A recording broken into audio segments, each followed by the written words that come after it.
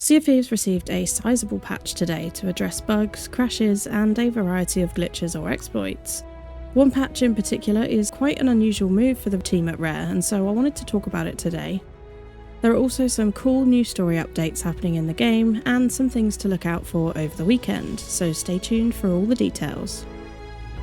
Hello pirates, my name is Ellie, and I post regular Sea of Thieves videos on this channel. If you want to stay up to date with the game, then remember to subscribe and hit the bell to be notified when I upload a new video. So first up, there's a new Pirate Emporium update with a new set of ship cosmetics, weapons, a costume, and an emote set. So there's a new ship set called the Deadlock Jailer set, the costume, and the weapon set with all weapons included. Although the weapon bundle only includes the original 4 weapons, so you will have to buy the double barrel pistol and throwing knives separately. There's also the Stormfish Chaser weapons, which are great, but again don't include the throwing knives or double barrel pistol. It looks like going forward the Emporium weapons will always be separated like this. Then there's a new emote bundle of presentation emotes. There are also the double barrel pistol skins to match the throwing knives we got at the beginning of the season, so the Crimson Crypt, Lodestar and Dark Warsmith skins. And of course the freebie emote for this update is the In for the Kill emote. Controversially, there are also 2 new ship crests available in the Emporium, which are the Captain's Head ship crest and the Shark's Bane ship crest. And some players are a bit disappointed that these aren't available as in-game rewards for the Hunter's Call, but alas, they're in the Pirate Emporium. In terms of Outpost stock, there's a new set of swords. The Scorched and Seared Forsaken Heavy and Rapier swords are available to buy, as well as the Parrot, Sunshine Parrot and Nightshine Parrot's Heavy and Rapier swords. You can also get your hands on a nice new jacket. The Avian Courtly jacket is now available in the gold shops.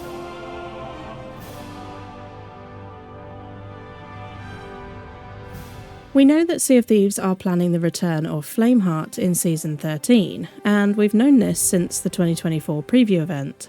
I'll be honest, I was expecting a nice ramp up to the return of this big bad villain who we've all been waiting for, but so far things have been a bit limp. However, today's update did add a few things worth mentioning. At Reaper's Hideout, when you speak to the orb, it talks about digging, and on the table next to the orb you can see a map which highlights a set of islands on the seas.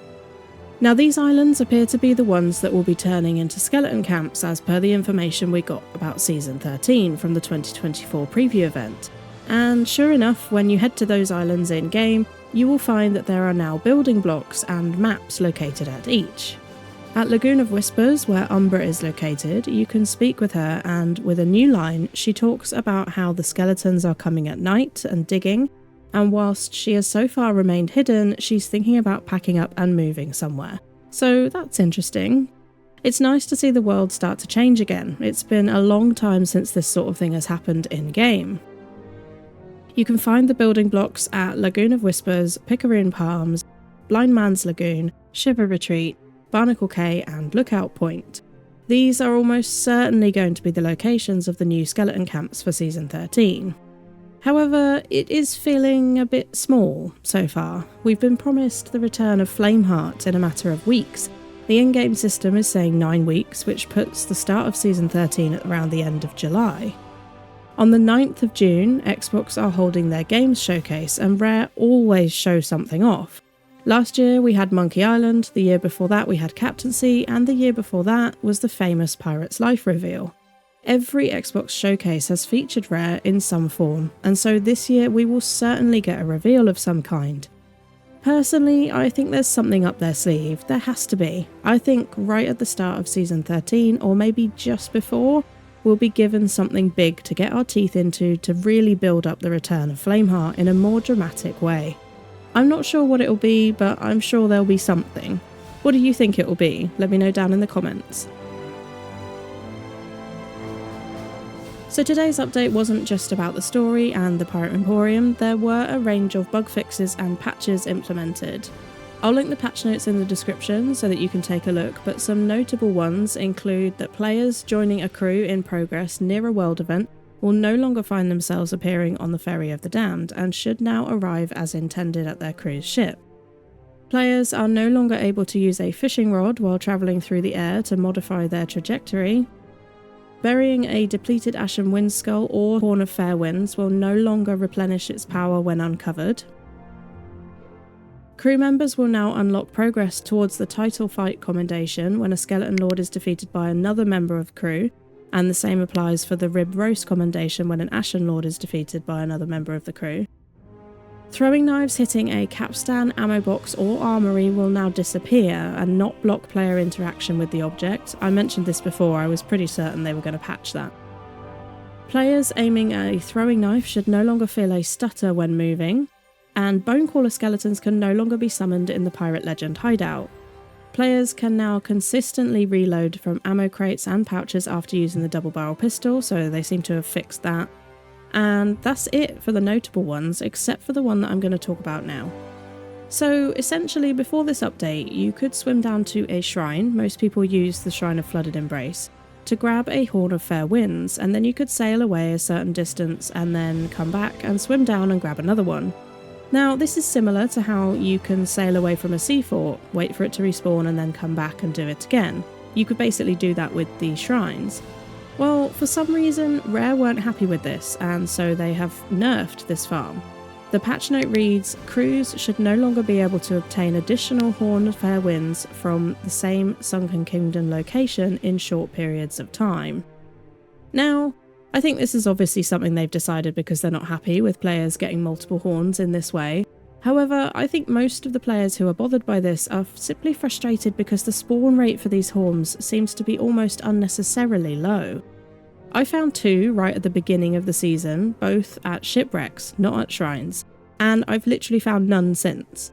Now, I wasn't going down to shrines, which seems to be the play, but I have done shrines and not found them, so I'm not really sure if there's a bug or an issue, or potentially this issue was affecting the spawn of horns in other shrines. I'm not sure. We'll have to wait and see how it plays out, and whether they'll consider improving the chances of finding them now that they've nerfed this farming method. What do you think about this? Let me know down in the comments. Otherwise, the patch is focused on the hazelnut beard fixes they've implemented in the game and just general game stability, where supposedly they've reduced scenarios where players may receive a hazelnut beard error following migration to a new server, and they've made further improvements to game stability to reduce scenarios where players experience an unexpected exit from the game or become disconnected from their session. There are a list of known issues, and I'll put a link to that in the description as well. 2 things to look out for over the weekend. Gold and Glory returns tomorrow until Monday, and so you can earn double rep and gold for all factions, including your Hourglass factions. It's a great time to work on your curse grind if you're doing that, and of course a great time to earn a bunch of gold.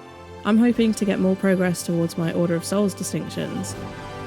Another thing to note is that the Xbox Gamepass Ultimate Perks have updated. The Ebon Flintlock pack is now live. This pack is available until the 22nd of June and includes the Ebon Flintlock pistol, Obsidian flag and Obsidian tankard.